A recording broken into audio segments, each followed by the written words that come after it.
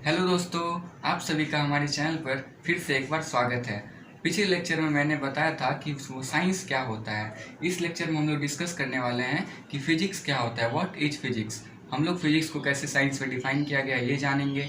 उसके बाद फिजिक्स के क्या क्या ब्रांचेस होते हैं इसके बारे में जानेंगे, और फिजिक्स के क्या क्या स्कोप हैं, क्या इसका इंपॉर्टेंस है, और क्या इसमें एक्साइटमेंट है आगे आने वाले फ्यूचर के लिए, उसके बारे में हम लोग इस लेक्चर में जानेंगे। तो सबसे पहले हम लोग जानते हैं कि व्हाट इज फिजिक्स। जो फिजिक्स वर्ड है ये ग्रीक लैंग्वेज से लिया गया वर्ड है जिसका अर्थ होता है नेचर। फिजिक्स का मतलब, फिजिक्स वर्ड जो है उसी का मतलब होता है नेचर। तो आप लोग इस वर्ड से ही समझ गए होंगे कि ये फिजिक्स जो है वो नेचर से रिलेटेड है। तो फिजिक्स जो है मैंने एक सिंपल लैंग्वेज में लिखा है कि physics is a tool which explain all the phenomenas, natural phenomenas which happening around us. जैसे फिजिक्स उन सभी नेचुरल फिनोमेना को डिफाइन करता है जो हमारे आसपास में होता है, जैसे दिन और रात का होना, इंद्रधनुष का निकलना, तारों का टिमटिमाना, और हमारे फ़ोन कॉल्स का काम करना, नेटवर्किंग, टीवी, माइक्रोवेव्स और एरोप्लेन का उड़ना। ये सब जितने भी नेचुरल फिनोमेनाज है जो हम लोग आजकल चमत्कार जितना भी देख रहे हैं, सबको जो एक्सप्लेन करता है और एक्सप्लोर करता है वही है फिजिक्स। अगर हम लोग इसका फिजिक्स का डेफिनेशन देखें तो physics is the branch of science which explain the nature और ऑल नेचुरल फिनोमेना। तो फिजिक्स क्या है, वो साइंस का एक ब्रांच है जो कि नेचर को एक्सप्लेन करता है, या फिर नेचुरल जितना भी फिनोमेनाज है, जितने भी हमारे आसपास चीज़ें हो रही है, पृथ्वी का घूमना, तारों का टिमटिमाना, सूरज से रोशनी आना, उससे हीट हमें लगना, उसके बाद हवाओं का चलना, गर्मी और सर्दी का आना, ये सारे चीज़ को जो एक्सप्लेन करता है वही फिजिक्स है। तो अगर फिजिक्स को एक वर्ड में बोला जाए तो मेरे लिए तो फिजिक्स मैजिक है, जादू। मतलब जितना भी आसपास आजकल ये लाइट का जलना, पंखा का चलना, हवाई जहाज का उड़ना, इंटरनेट का काम करना, फ़ोन कॉल्स का जाना, सब क्या है, एक जादू ही तो है, जादू के जैसा ही। तो यही जो फिजिक्स क्या है, साइंस का एक ब्रांच है जो कि नेचुरल फिनोमेनास को एक्सप्लेन करके, उसको एक्सप्लोरेशन करके एक नई टेक्नोलॉजीज़ को जन्म देता है। इसी वजह से मैंने फिजिक्स को मैजिक कहा है। हम लोग अभी तक जान चुके हैं कि साइंस क्या है, फिजिक्स क्या है। अब हम लोग जानते हैं कि फिजिक्स में कौन कौन से ब्रांचेस आते हैं। जैसे साइंस का एक ब्रांच है फिजिक्स, केमिस्ट्री, बायोलॉजी, ऐसे ही फिजिक्स को भी कई ब्रांचेस में बांटा गया है। जैसे कि हम लोग जितने भी ब्रांचेस है उसको क्लास 11th में जो पढ़ेंगे उसको सेपरेट, और क्लास 12th में जो पढ़ेंगे उसको सेपरेट में पढ़ेंगे, ठीक है। तो क्लास 11th में हम लोग जो ब्रांचेस पढ़ते हैं, 4 ब्रांचेस पढ़ते हैं फिजिक्स का। फर्स्ट पढ़ते हैं मैकेनिक्स, जिसमें हम लोग kinetics, kinematics, dynamics, laws of motion और भी कई सारे चीज़, ग्रेविटेशन, इस सब टाइप के टॉपिक्स को हम लोग मैकेनिक्स में पढ़ते हैं। उसके बाद सेकेंड टॉपिक आता है हमारा, जो सेकेंड ब्रांच है फिजिक्स का, वो ब्रांच है वर्क। इसमें हम लोग पढ़ते हैं वर्क, एनर्जी और पावर से रिलेटेड जितने भी टर्म्स है सबको पढ़ते हैं हम लोग वर्क। फिजिक्स का एक ब्रांच वर्क है जिसमें हम लोग पढ़ते हैं वर्क, एनर्जी और पावर। इससे जितना भी रिलेटेड जितने भी टर्म्स है सबको हम लोग इस ब्रांच में पढ़ते हैं फिजिक्स के। थर्ड ब्रांच है थर्मोडायनेमिक्स। थर्मोडायनेमिक्स में हम लोग पढ़ते हैं कि किस तरह से कोई भी वस्तु पर हीट का और टेम्परेचर का क्या असर पड़ता है। जैसे कि हम लोग देखते हैं हमारे आसपास में कभी अचानक से हवा चलने लग जाता है। गर्मी के दिनों में देखिएगा कि शाम के टाइम में जब ठंडा आता है, हल्का सा मौसम ठंड होती है, तब हवा चलना शुरू होता है। तो ऐसा क्यों होता है, इस सब के बारे में हम लोग पढ़ते हैं थर्मोडायनेमिक्स में। जैसे कि बर्फ़ का बनना, फिर कैसे पानी के हम लोग देखते हैं कि बोतल जो होता है बर्फ़ वाला, उसको अगर हम लोग बाहर रख देते हैं उसके ऊपर में बूंद सब जम जाता है पानी का, वो कैसे होता है। और बहुत सारे चीज़ है जो कि इसको हम लोग टेम्परेचर, हीट से रिलेटेड जितनी भी चीज़ है सबको हम लोग थर्मोडायनेमिक्स में पढ़ते हैं, ठीक। उस पर नेक्स्ट जो ब्रांच है फिजिक्स का जो हम 11th में पढ़ते हैं वो है रोटेशनल मोशन। इसमें हम लोग पढ़ते हैं कि जो भी चीज़ सर्कुलर मोशन कर रहा है, गोल गोल घूम रहा है, ठीक है, जैसे कि रोलर का मोशन हो गया, हवाई जहाज का पंखी का, हम लोग पंखा चलाते हैं उसका, फिर एक हम लोग हाथ में लेके एक एक्सपेरिमेंट किए होंगे ऐसे हाथ में कोई भी चीज़ लेके घुमाने का, वो वाला, उससे रिलेटेड क्वेश्चंस। फिर जो साइकिल जो चलाते हैं हम लोग तो उसका चक्र, व्हील जो मूव करता है मूवमेंट, उसका मूवमेंट वो किस तरह से मूव करेगा। फिर हम लोग कभी देखते होंगे कि हम लोग नट वगैरह जो लगा रहता है साइकिल में या फिर कहीं किसी और जगह में भी, तो उस नट सब को जो हम लोग खोलते हैं तो कितना फोर्स लगाएंगे कहाँ पे, तो कितना ज़्यादा हम लोग को मेहनत करना पड़े। इस पर भी हम लोग इस सब का जो मैकेनिक्स है, इस सब को हम लोग पढ़ते हैं रोटेशनल मोशन में। इससे रिलेटेड टर्म्स आते हैं torque, angular velocity, angular momentum, angular acceleration, इस सब जितना भी टॉपिक है एंगुलर वाला सबको हम लोग रोटेशनल मोशन जो फिजिक्स का ब्रांच है उसमें पढ़ते हैं। अब हम लोग देखते हैं कि क्लास 12th में जितने भी फिजिक्स का जितने भी ब्रांच को डिस्क्राइब किया गया है उसको, तो हम लोग क्लास 12th में सबसे पहले फिजिक्स का ब्रांच पढ़ते हैं इलेक्ट्रोस्टैटिक्स, जो कि डील करता है कि जो भी चार्ज रुका हुआ हो, जब कोई भी इलेक्ट्रॉन या चार्ज आयन रुका हुआ होता है तब उसका जो प्रॉपर्टीज होता है वो कैसी फील्ड बनाता है, इलेक्ट्रिक फील्ड कैसा बनाएगा, फिर कि दूसरे चार्ज को कैसे अफेक्ट करेगा, इसके बारे में हम लोग पढ़ते हैं इलेक्ट्रोस्टैटिक्स में। फिर नेक्स्ट ब्रांच आता है फिजिक्स का इलेक्ट्रोडायनामिक्स। इसमें हम लोग पढ़ते हैं कि जब जो रुका हुआ रेस्ट चार्ज का स्टडी हम लोग इसमें करते हैं इलेक्ट्रोस्टैटिक्स में। फिर जैसे ही चार्ज मोशन करना शुरू करता है तो उससे करंट जनरेट होता है, तो इसका जो स्टडी हम लोग करते हैं उसको करते हैं इलेक्ट्रोडायनेमिक्स में, ठीक है। उसके बाद हम लोग इलेक्ट्रोडायनेमिक्स के वजह से जैसे कि इलेक्ट्रॉन मूव करता है किसी भी कंडक्टर में, तो मूव करते हैं इलेक्ट्रिक के साथ साथ मैग्नेटिक फील्ड भी जनरेट होता है। तो जिस ब्रांच में हम लोग इलेक्ट्रिक प्लस मैग्नेटिक फील्ड को साथ साथ स्टडी करते हैं उसको हम लोग बोलते हैं इलेक्ट्रोमैग्नेटिज्म। फिर नेक्स्ट ब्रांच है ऑप्टिक्स। ऑप्टिक्स क्या है? ऑप्टिक्स में दो ब्रांच है। ऑप्टिक्स एक फिजिक्स का ब्रांच है जिसको दो कैटेगरी में बांटा गया है, एक वेव ऑप्टिक्स में और दूसरा लाइट ऑप्टिक्स में।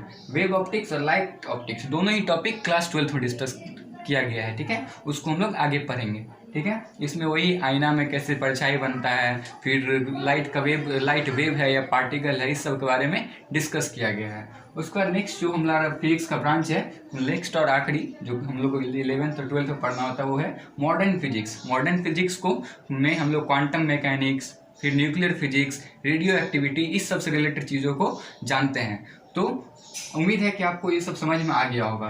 तो आप चाहे तो इसका स्क्रीनशॉट ले लीजिए या फिर आप हमारे फेसबुक पेज पे जाके आप इसको डाउनलोड कर सकते हैं। तो चलिए स्क्रीनशॉट ले लीजिए। तो दोस्तों अब हम लोग जानते हैं कि फिजिक्स का हमारे लाइफ में स्कोप क्या है, इसके एक्साइटमेंट क्या है और इसका इम्पोर्टेंस क्या है हमारे लाइफ में। तो फिजिक्स का स्कोप अगर हम लोग जानना चाहें तो फिजिक्स जो है वो माइक्रोस्कोपिक वर्ल्ड से लेकर मैक्रोस्कोपिक वर्ल्ड तक काम करता है। मतलब माइक्रोस्कोपिक मतलब छोटे से छोटे चीज़, जैसे कि एक इलेक्ट्रॉन जिसका कि साइज होता है 10 का पावर -15 -20 इतने छोटे छोटे जो पार्टिकल्स हैं, पॉजिट्रॉन, इस सब छोटे छोटे पार्टिकल से लेकर के बड़े बड़े चीज़ों को, जैसे कि यूनिवर्स का साइज़, फिर प्लैनेट्स, स्टार्स, इस सब से, मतलब कि 10 का पावर -25 जिसका साइज़ है जिस पार्टिकल का, वहाँ से लेकर 10 का पावर 40 इतने बड़े 10 का पावर 40 मीटर, मतलब कि इतने बड़े यूनिवर्स, इतना बड़ा स्कोप है फिजिक्स का। मतलब छोटे छोटे चीज़ से लेकर बड़े बड़े चीज़ों को एक्सप्लेन कर पाता है फिजिक्स। तो फिजिक्स का स्कोप इससे हमको पता चलता है। सेकेंड है excitement of physics. Excitement of physics ये तो सबसे मज़े की बात है कि फिजिक्स में हमें हमेशा एक एक्साइटमेंट रहता है कि क्या डिस्कवरी होने वाला है। नई नई चीज़ हमेशा डिस्कवरीज होते रहती है, जैसे कि कोई नया गैस मिल जाता है, फिर नया कोई एलिमेंट मिलता है, फिर नया कोई ऐसा चीज़ दूसरे ग्रह से चीज़ मिल जाता है जिसका कि बहुत बड़ा वैल्यू बन जाता है, जिससे कि बहुत नई चीज़ें, नई टेक्नोलॉजीज आ सकती है। तो ये होता है एक एक्साइटमेंट की नई डिस्कवरीज होने की पॉसिबिलिटी बहुत अधिक होती है फिजिक्स में। फिर सेकंड है कि न्यू एक्साइटिंग टेक्नोलॉजी आने का, नए नए exciting technology day by day आते चल रहे हैं। जैसे कि सबसे पहले आया मोबाइल फ़ोन, जो कि बहुत ही बड़े बड़े छोटे छोटे थे और जिससे में सिर्फ बहुत ही कम फीचर्स थे, जैसे कि आप कॉल कर सकते हो कुछ दूरी तक। लेकिन फिर धीरे धीरे क्या हुआ, टेक्नोलॉजी डेवलपमेंट होते गया और अब आजकल का फ़ोन आ गया है एप्पल, जिससे कि आपकी वीडियो कॉलिंग, ये सब फ़ोन जो हमारा एंड्रॉयड फ़ोन आ गया उससे आप दूर दूर तक वीडियो कॉलिंग कर सकते हो, और भी कई सारे फीचर्स आ गए हैं, इंटरनेट का ज़माना आ गया। तो ये है टेक्नोलॉजी का डेवलपमेंट होते गया। जैसे कि पहले आप रेडियो मैच सुनते थे, अब टीवी पे देख सकते हैं, ठीक है, और फिर आप फ़ोन में भी देख सकते हैं मैच। तो अब नया नया टेक्नोलॉजी हमेशा आते ही चले जा रहे हैं। जैसे अभी आप टेक्नोलॉजी की बात करें तो हम लोग जिसका थर्ड पॉइंट है जो आने वाला कि रीच ऑन अदर प्लैनेट्स। जितने फिजिक्स जो है इसका एक्साइटमेंट ये भी है कि हम लोग अलग अलग प्लैनेट्स पे भी पहुंचते जा रहे हैं। जैसे कि हम लोग पहले चांद पे पहुंचे, चांद पे पहुंचने के बाद अभी हम लोग मंगल पे पहुंचे हैं और हम लोग यूट्यूब पे मंगल को लाइव भी देख सकते हैं। आप नासा टीवी देखिए या फिर कई सारे चैनल्स हैं जिस पे आप लाइव मंगल पर जो हो रहा है उसको आप लाइव बेसिस पे देख सकते हैं घर बैठे। तो ये सब है टेक्नोलॉजी का डेवलपमेंट। मतलब डेवलपमेंट होने से क्या हो रहा है कि हम लोग का एक्साइटमेंट भी बढ़ते जा रहा है, और क्या हो सकता है और क्या हो सकता है। ठीक है, हम लोग महाभारत में पढ़े थे कि जो संजय है वो दूर से ही बता देते हैं कि वहाँ पे क्या हो रहा है, लेकिन आजकल हम लोग वीडियो कॉलिंग करके पता लगा सकते हैं, दूसरों से बात कर सकते हैं, जो कि एक देश क्या दूसरे देशों में है फिर भी बात कर सकते हैं। तो अब टेक्नोलॉजी के डेवलपमेंट से ये सब पॉसिबल होता है। ठीक है, ये एक्साइटमेंट है।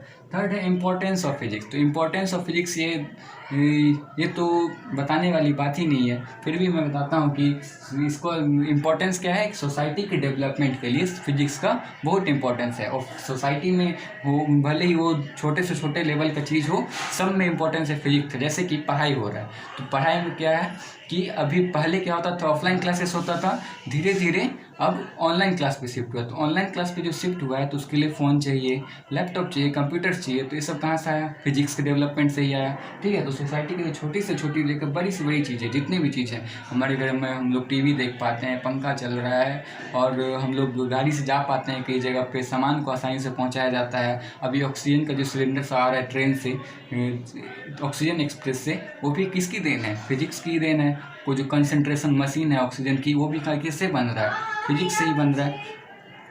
तो ये सब है फिजिक्स का इम्पोर्टेंस। तो सेकंड अगर इम्पोर्टेंस देखा जाए तो सेव ह्यूमन बीइंग। तो सेव ह्यूमन बीइंग, इसका एग्जांपल ऑक्सीजन वाला देख सकते हैं आप, कि ऑक्सीजन का जो सिलेंडर सभी बन रहा है वो क्या कर रहा है? ह्यूमैनिटीज़ को बचा रहा है। और आप देख सकते हैं कि अभी जो मंगल पे हम लोग जा रहे हैं, ये क्या है? ह्यूमन को सेव करने का ही तो एक तरीका है, ह्यूमैनिटी को सेव करने के। जैसे कि डायनासोर एक टाइम पे रहा करते थे, तो वो क्या हुआ कि एक बार कुछ विस्फोट हुआ पृथ्वी पे, उनका प्रजाति खत्म हो गया। वैसे ही तो हमारे साथ भी हो सकता है कि इंसान खत्म हो जाए। तो इसके लिए हम लोग क्या कर रहे हैं? अल्टरनेट मेथड ढूंढ रहे हैं। हम लोग नए नए प्लैनेट पर डिस्कवरीज कर रहे हैं कि वहाँ पर लाइफ है या नहीं, यदि नहीं है तो वहाँ पर कैसे पॉसिबल बनाया जाए। ये सब भी किसके थ्रू हो रहा है? फिजिक्स के थ्रू। तो ये क्या, फिजिक्स एक और काम क्या करता है? ह्यूमैनिटी को सेव करता है, ह्यूमन बीइंग को सेव कर रहा है। मतलब कि और हम लोग, और इससे हम लोग ये भी इम्पोर्टेंस है कि हम लोग शायद पहला प्रजाति बन जाए, पहला ऐसा बीइंग बन जाए जो कि हम लोग एक प्लैनेट से दूसरे, मतलब कि मल्टी प्लैनेट सोसाइटी हो जाए हम लोग का।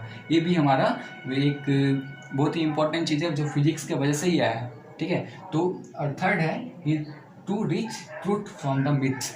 जो जितने भी मिथ्स होते हैं ना, कि ये मान लिया, भूत हैं, प्रेत हैं, ये सब जो मिथ्स हैं उस पर हम लोग रिसर्च करके उसके जड़ तक पहुंचते हैं, और हम लोग उससे जो मिथ्स हैं उससे ट्रुथ निकालते हैं। और ट्रुथ को जानना हमारे लिए सबसे ज़्यादा इम्पोर्टेंट है, क्योंकि आप बहुत सारे कुप्रथा जो हमारे समाज में चल रहे हैं, वो भी जो फिजिक्स के डेवलपमेंट से पॉसिबल है। कि हो सकता है कि आने वाले जनरेशन में, आने वाले टाइम में हो सकता है कि जो अभी जो मिथ से फैले हुए हैं बहुत सारे, वो भी ब्रेक हो जाए और हमें फिजिक्स सब चीज़ को एक्सप्लेन कर पाए। ठीक है, तो फिजिक्स का ये भी इम्पोर्टेंस है कि ये तो हम लोग को सच्चाई तक पहुंचने में, किसी भी चीज़ की जो ट्रुथ है, एलिमेंटल ट्रुथ, उस तक पहुंचने में हमको मदद करता है फिजिक्स।